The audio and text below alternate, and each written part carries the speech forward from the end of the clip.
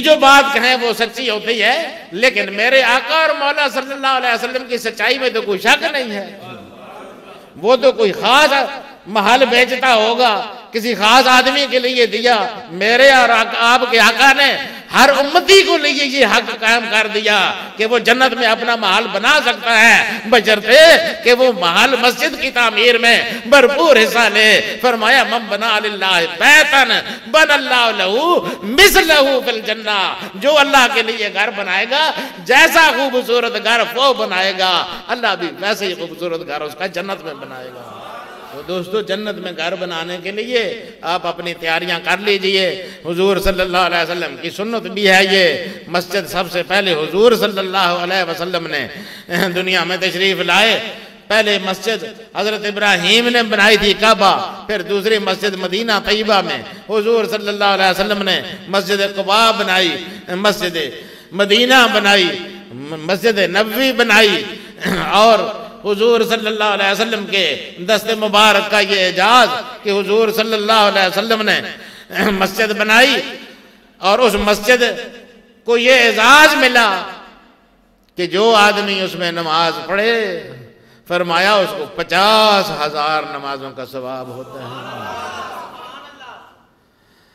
اب مسجد بہت بڑی ہو گئی ہے، پہلے بہت چھوٹی سی مسجد تھی، حضور صلی اللہ علیہ وسلم کے دور میں تو بہت ہی چھوٹی سی تھی، پھر وہ بڑھتی گئی، کچھ حضرت عمر نے بڑھائی، کچھ حضرت عثمان نے بڑھائی، کچھ پیچھے بادشاہوں نے بڑھائی، اب یہ شاہ فہد نے جو اس کی توسیع کی ہے وہ اتنی بڑی ہے، اتنی وسیع ہے اور اتنی ہمگیر ہے کہ کہتے ہیں کہ سابقہ جتنا مدینہ پاک تھا وہ سارے کا سارا مسجد میں آ گیا ہے۔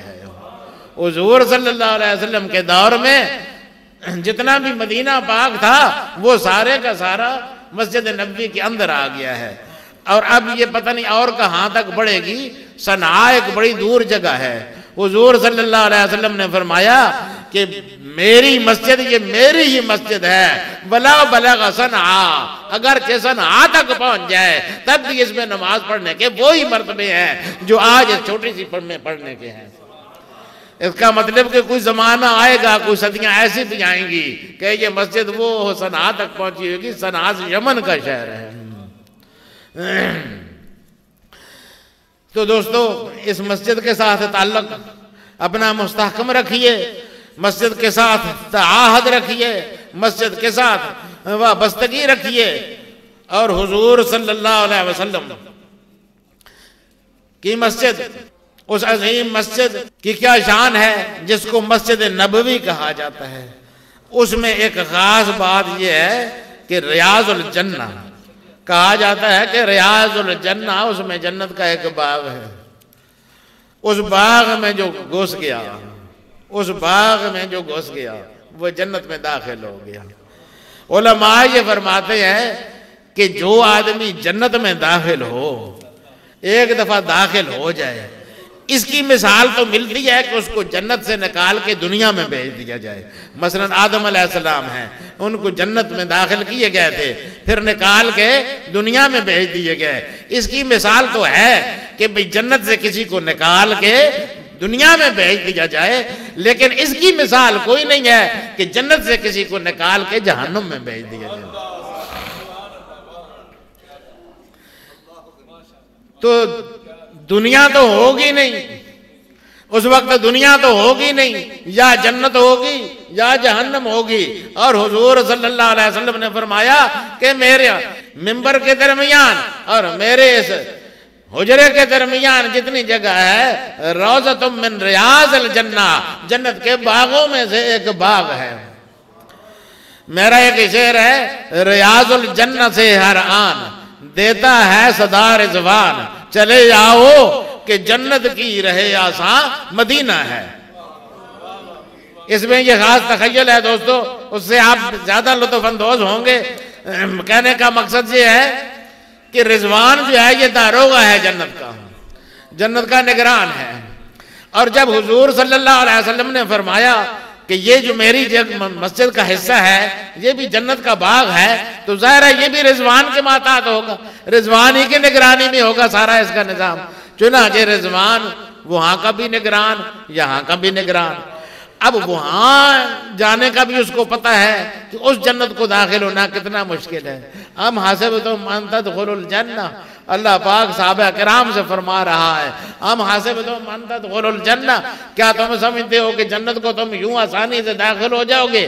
ولما یاتکم مثل الذین خلو من قبلکم، ابھی تم پر وہ تکلیفیں آئی نہیں ہیں جو پہلے لوگوں پر آتی رہیں۔ مستهم الباساء والضراء، تکلیفوں اور مصیبتوں نے ان کو گھیر لیا۔ وزلزلوا، اور وہ ہلا ڈالے گئے، شدید مشکلات سے گزرے تب وہ جنت کو داخل ہوئے۔ اس جنت کو داخل ہونا بڑی محنت، بڑی جدوجہد جاتا ہے۔ اس جنت کو داخل ہونا، اس کے لیے کوئی لمبی چوڑی محنت کی ضرورت نہیں ہے، تھوڑے بہت پیسے ہوں، آدمی کسی طرح پہنچ جائے اور ایک دفعہ جنت میں داخل ہو جائے۔ اب اس جنت تک رسائی جو ہے وہ تو ہے بڑی مشکل، اور یہ جنت جو ہے اس تک رسائی کوئی زیادہ مشکل نہیں ہے۔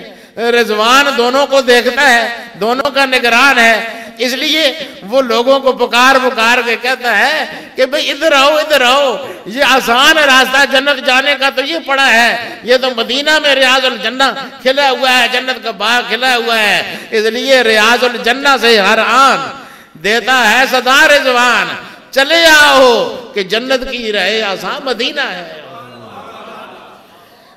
اللہ پاک اس گھر میں حاضری سب کو نصیب فرمائے، اور اللہ پاک جن کو نصیب فرمائے بار بار نصیب فرمائے، اور وہ ریاض الجنہ، وہ جنت کا باغ، وہ تو خاص باغ ہے۔ لیکن دوستو، میرا اور آپ کے آقا جانتے تھے کہ ہر آدمی وہاں پتہ نہیں ریاض الجنہ تک پہنچ سکے کہ نہ پہنچ سکے۔ آقا کو خیال آیا اس ریاض الجنہ تک پتہ نہیں پہنچ سکے کہ نہ پہنچ سکے۔ دریائے کرم جوش میں آیا، انہوں نے ہر مسجد میں ریاض الجنہ اتار کے رکھ دیا۔ فرمایا اذا مررتم بریاض الجنت فرتعوا، جب تم ریاض الجنہ کے پاس سے گزرا کرو تو چار چگ لیا کرو۔ قالوا وما ریاض الجنہ یا رسول اللہ، صحابہ نے کرام نے کہا یا رسول اللہ ریاض الجنہ کیا ہوتا ہے، جنت کے باغ سے کیا مراد؟ فرمایا المساجد، یہ مسجدیں ساری ریاض الجنہ ہیں۔ قالوا ومرتوا فیہا یا رسول اللہ، فرمایا صحابہ نے پوچھا ومرتوا فیہا یا رسول اللہ، یا رسول اللہ اس میں چرنے چگنے سے کیا مراد ہے؟ فرمایا وہاں بیٹھ کے سبحان اللہ الحمدللہ لا الہ الا اللہ اللہ اکبر پڑھ لو، گویا تم نے میوے چن کر کھا لیے اس باغ کے۔ تو دوستو، اس مسجد کے ساتھ یہ دوستوں نے تعاون کیا ہے، بہت اچھا کیا ہے، لیکن ظاہر ہے کہ یہ بڑا لمبا چوڑا لاکھوں کروڑوں کا منصوبہ ہے یہ تو۔ اللہ پاک آپ سب کو اس ان حالات کے مطابق توفیق عطا فرمائے، اور دین پر استقامت کی اور ان ساری چیزوں کی توفیق عطا فرمائے۔ وآخر دعوانا الحمدللہ رب العالمین۔